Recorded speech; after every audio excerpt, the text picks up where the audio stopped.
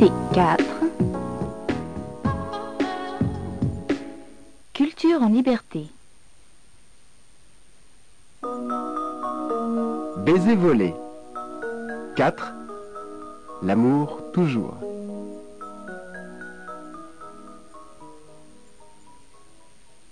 Extrait A.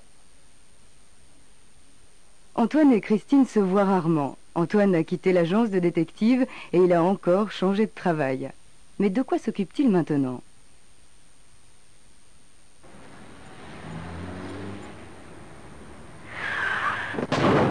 Qu'est-ce que c'est que ce con? Le frein! Serrez le frein! Ah! C'est vous, Antoine? Bah... Bonjour. Bonjour. Qu'est-ce que vous faites? Justement, on se demandait ce que vous étiez devenu. Je travaille à SOS, je suis devenu dépanneur de télévision. Ah, très bien. Un agent s'approche d'eux pour constater l'accident. Qu'est-ce que c'est que ça? Vos papiers, s'il vous plaît? Oh non.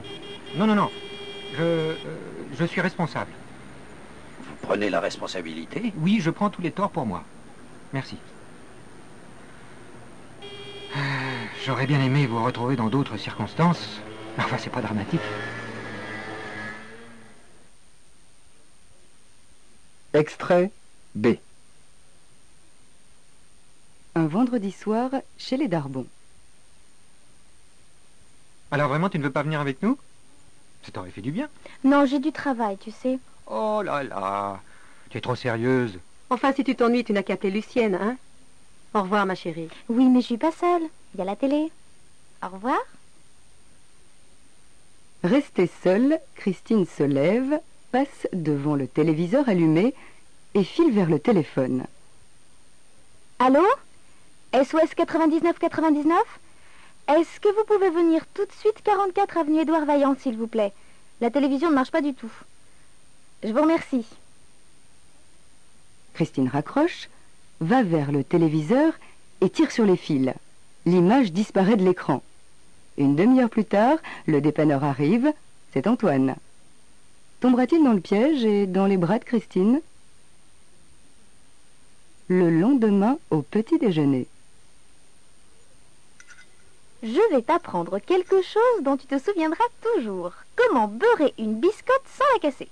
Tu vois, tu prends 2 biscottes, tu les mets l'une sur l'autre, comme ça, et puis tu étales ton beurre. Il sourit. Antoine prend la main de Christine et fait semblant de lui mettre une alliance.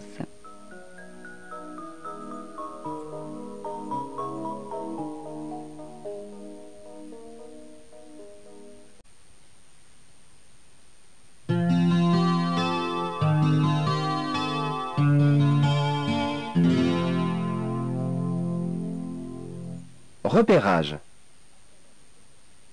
À Saint-Malo. Stratégie d'écoute.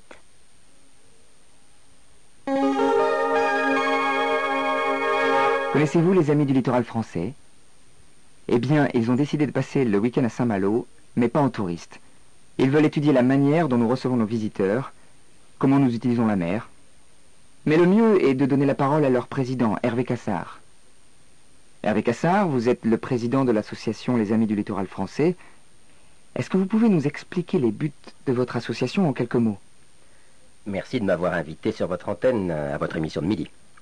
Les Amis du littoral français sont des gens qui aiment la côte et qui ont compris que le littoral était un capital très important, mais malheureusement très fragile. Important pour les vacances, important aussi pour les industries. Mais fragile parce que la nature est toujours en danger quand il y a trop de touristes ou que l'industrie s'y installe. Notre but est clair. Aider les régions de bord de mer à se développer, encourager le tourisme, mais dans le respect de l'environnement, dans le respect de la nature. Nous voulons permettre au plus grand nombre de découvrir de beaux paysages, mais aussi de découvrir, par exemple, les effets positifs des cures de thalassothérapie pour les gens stressés que nous sommes. Nous voulons aussi permettre l'installation de structures industrielles et commerciales et les aider, grâce à notre expérience, à s'installer et à travailler dans le respect du cadre naturel. Et pourquoi avez-vous choisi Saint-Malo pour votre congrès annuel? Saint-Malo, justement, est un bon exemple d'harmonisation intelligente entre les besoins de l'économie, le tourisme et le respect de l'environnement. Un exemple concret, les visiteurs profitent de la plage, mais on a remplacé les parkings de l'immédiat bord de mer par des plantations. C'est cela que nous souhaiterions voir partout en France. Merci beaucoup. Je crois que c'est très clair. Si vous le voulez bien, nous allons écouter ensemble quelques réactions à ce que vient de nous dire M. Cassard. Nous retrouvons Catherine Leroy en direct de la place Chateaubriand. Catherine, vous m'entendez? Vous avez la parole. Jean-Michel, merci. Je suis au milieu de la foule place Chateaubriand. J'ai autour de moi de nombreux Malouins et quelques amis du littoral français. Madame? Je suis Malouine et je suis très heureuse de découvrir cette association et j'ai bien envie de devenir membre.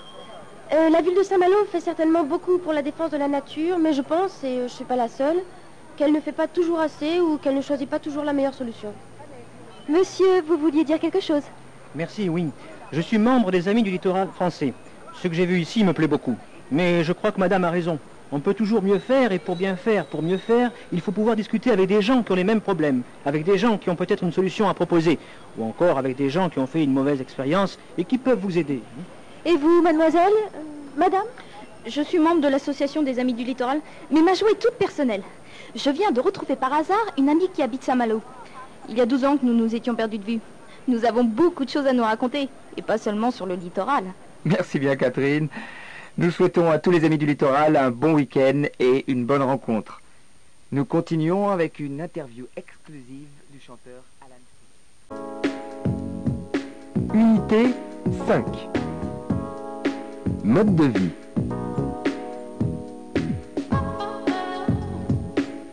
Découverte. 3.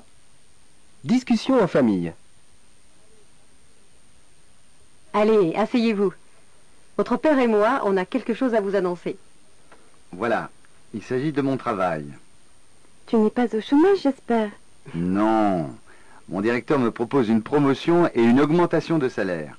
Chic, on va pouvoir s'acheter des VTT. Attends, Mathilde. Le travail qu'on me propose n'est pas à Paris, il est à Auch. Mais c'est très loin. Ah oui. Je ne peux pas rentrer le soir.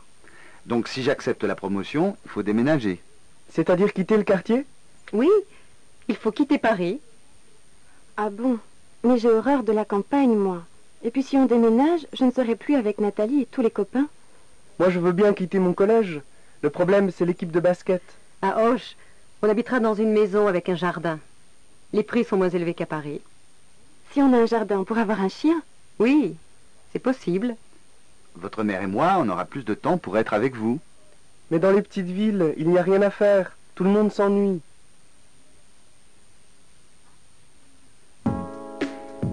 Unité 5. Culture en liberté.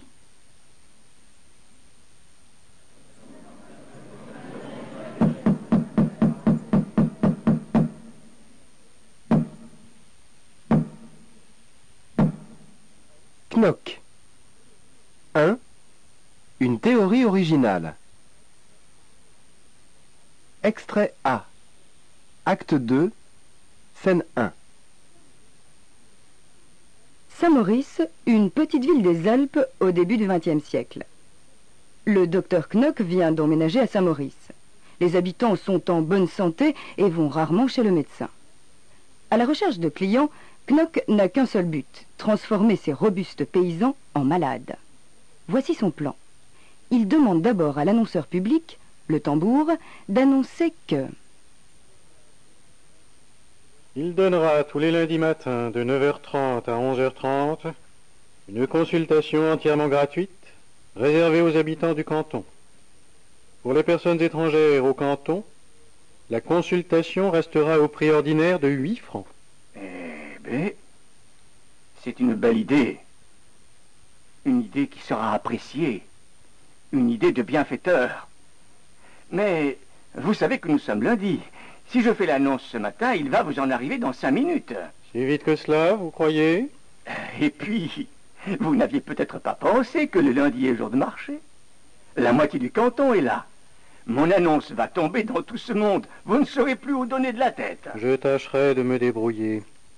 Il y a encore ceci. Que c'est le jour du marché que vous aviez le plus de chances d'avoir des clients. Monsieur Parpalette n'en voyait guère que ce jour-là. Si vous les recevez gratis... Vous comprenez, mon ami, ce que je veux, avant tout, c'est que les gens se soignent. Extrait B. Acte 2, scène 3. Knock invite le pharmacien de Saint-Maurice, M. Mousquet, pour lui expliquer sa théorie. Je pose en principe que tous les habitants du canton sont ipso facto nos clients désignés. Tous, c'est beaucoup demandé. Je dis tous. Il est vrai qu'à un moment ou l'autre de sa vie, chacun peut devenir notre client par occasion. Par occasion? Point du tout. Client régulier, client fidèle. La santé n'est qu'un mot qu'il n'y aurait aucun inconvénient à rayer de notre vocabulaire. Pour ma part, je ne connais que des gens plus ou moins atteints de maladies, plus ou moins nombreuses, à évolution plus ou moins rapide. En tout cas, c'est une très belle théorie.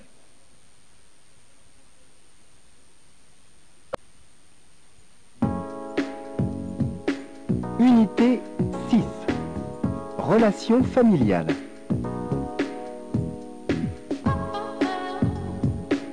Découverte. 1. Négociation. Dans la famille traditionnelle, il y avait une hiérarchie précise. Le père, la mère, les enfants. Chacun avait son rôle, sa place. Aujourd'hui, on rencontre un nouveau type de relation entre parents et enfants, la négociation. Voici comment Patrick négocie avec sa fille de 11 ans. Marie, qui vient d'entrer en 6e, se rend tous les jours au collège en voiture en compagnie de son père qui ne travaille pas loin. Tous les deux apprécient ces quelques minutes de trajet matinal, moment toujours privilégié pour se parler. Lorsque les premiers froids d'octobre arrivent, le père de Marie s'étonne de voir sa fille avec un blouson léger, plus adapté à l'été. Pourquoi tu ne mets pas ton blouson d'hiver? Je ne peux plus le mettre. Il est trop petit. Comment trop petit? Ce n'est pas possible. Tu l'as eu l'hiver dernier et nous l'avons choisi grand. Il est trop petit. La discussion en reste là. Le lendemain, le père de Marie reprend la discussion avec une certaine insistance. Marie, s'il te plaît, mets ce blouson, je voudrais examiner ce problème de taille. Non. Je te dis qu'il est trop petit. Je l'ai déjà essayé. Le père de Marie ne comprend pas. Le blouson est superbe. Calmement, il réengage la discussion. Dis-moi, Marie, ce blouson, tu n'as plus envie de le mettre. Il y a peut-être dans ta classe une fille que tu n'aimes pas et qui a le même. Mais ne me dis pas qu'il ne te va plus. Dis-moi qu'il ne te plaît plus. Après quelques secondes de silence, Marie se décide à répondre. C'est vrai, papa. Je n'ai plus envie de le mettre. Cela m'ennuie. Je ne vais pas t'en racheter un maintenant. J'y réfléchis et nous en reparlerons. Le surlendemain, le père reprend le débat. Marie, à propos du blouson, j'ai une proposition à te faire. Tu portes ce blouson vert jusqu'à Noël et je t'en offre un nouveau à Noël. Qu'en penses-tu? Silence de quelques secondes. D'accord, papa. Le lendemain, Marie portait son blouson vert.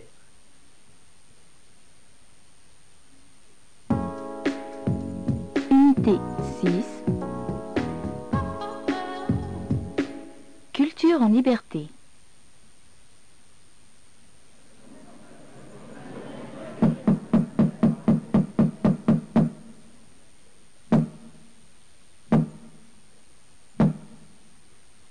Knock.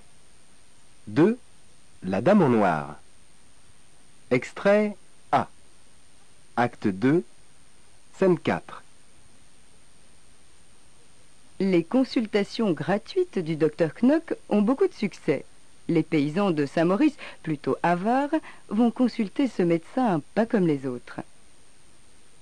De nombreuses personnes attendent leur tour chez le docteur Knock. Sa première cliente se présente.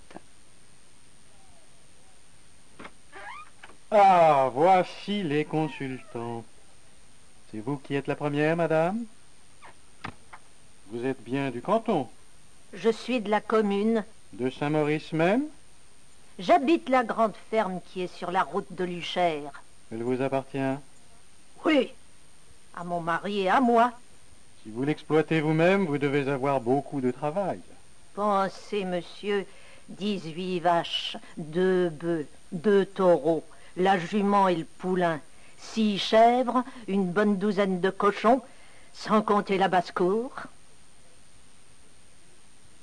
Extrait B. La dame se plaint d'être souvent fatiguée, ce qui est assez normal avec le travail de la ferme. Knock veut lui faire croire qu'elle est gravement malade. Baissez la tête. Respirez.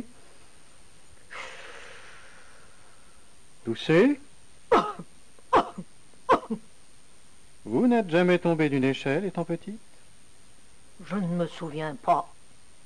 Vous n'avez jamais mal ici, le soir, en vous couchant? Oui, des fois. Essayez de vous rappeler. Ça devait être une grande échelle. Ça se peut bien. C'était une échelle d'environ 3,50 m, posée contre un mur. Vous êtes tombé à la renverse. Ah oui. Vous aviez déjà consulté le docteur Parpalais? Non, jamais. Pourquoi? Il ne donnait pas de consultation gratuite. Vous vous rendez compte de votre état? Non.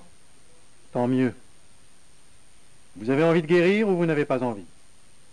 J'ai envie. Et combien est-ce que ça me coûterait? Eh bien, ça vous coûtera à peu près 2 cochons et 2 veaux.